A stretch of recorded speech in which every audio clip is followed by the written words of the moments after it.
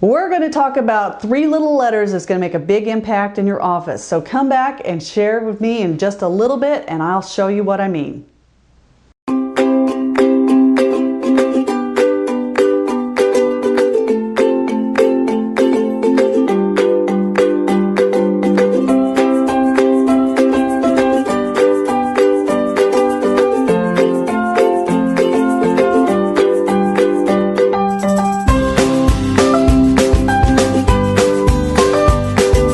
Hi there, this is Ginger Bratzel from gingerbratzel.com and the creator of New Patient Attraction Automation and the author of the book, Secrets of Creating a Prosperous Dental Practice. And I always enjoy our time together each week sharing these strategies and assignments to help you get more out of your practice. Thank you for all the comments. Thanks for all the wonderful feedback we keep getting every week. I enjoy doing these and I enjoy bringing this to you, and I'm glad you're getting so much out of them. Now, as I promised and I teased already, I'm going to show you 3 letters that are going to make a big significant difference on what you focus on your results, and what you get in your practice. And the letters are R, F, M. So R stands for recency. I'm talking about patients, existing patients. Recency means how quickly have they been in. One of the best ways to increase and grow your practice is to shorten the recency, the time frame between when people come in. So if they were just in, they're more likely to come back in. So you should be trying to reschedule them for the next visit. You should try for the next procedure. And you say, well, I'm trying. Well, you need to have really good conversion skills, very good verbal skills with your team. I see so many doctors waste a lot of time on marketing, a lot of money on marketing, and they have no systems in their office as far as their team to convert patients. So we want to reduce and encourage the more recent patients to come back in. So what does that mean, like as far as a recall? Don't go get people who've been 3 years since they've been in. Look for people who are 7 months past due, because it's that shorter span. You will have better results from there. So focus on how you can increase and give them more options to come back in more frequently. So that's recency. So I've already teased about the second one. The second letter is F, frequency. How can we find more ways for patients to come in?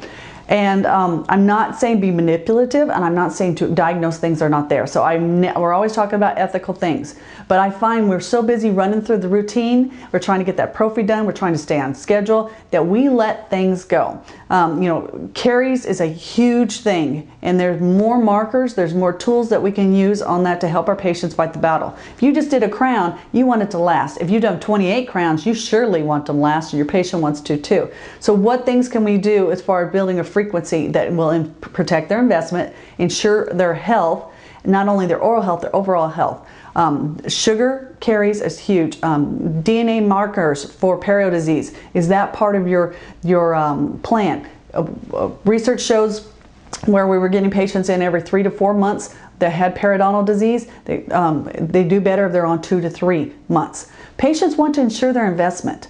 There's a whole large percentage of them that go through all this treatment and then that goes down to pot. Why does that happen? Because they lose touch with the practice. So we need to make sure we have ways to make it more frequent for them to come in to ensure their success. We all know if we go to the gym more frequently, we have better success than if we hit and miss once or twice a month, and then it gets to be once or twice every 6 months and then we quit.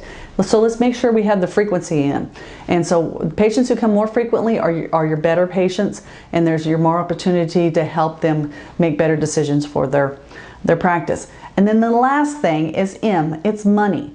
So when you look at your patients, who is spending the most with you? It's not the problem person that's making your life miserable and you signed up for this insurance and they come in maybe once a year or twice a year, have one little thing done, and they make your life miserable in the meantime. And they're cloning themselves. They're everywhere. They're out there. We want to spend the time and honor the patients who are with us more frequently. They come more recently and have spent more with us. So in our practice, we had a board of directors. These were our top patients I liked, who spent the most with us, who referred the most, because if they're in more frequently, they tend to refer more patients. It gives them more opportunity to refer. You're fresh in their memory. And we honored those people. Those were the people I went to and asked them for help. These are the people I introduced things to first. And they became ambassadors to the office. Unpaid sales force is what I call them. They were there to promote me. So I always pull out my list on who has spent the most with me, who's referred the most with me, and who comes in most often. And it's amazing what those are and ways that we can promote, educate, and be there and do more for those patients, and also reward them for their loyalty. So I want you to remember everything you do, and when you go through your next marketing campaign, we want to concentrate on not necessarily always new patients, but our existing patient who's been in most recent, who comes in frequently, and who's spent the most with us, and you'll get more out of the results. I hope you found this useful. That's your assignment, is to go pull those lists up and have an eye-opener moment. Until next time, this is Ginger Bratzel, signing off. Take care.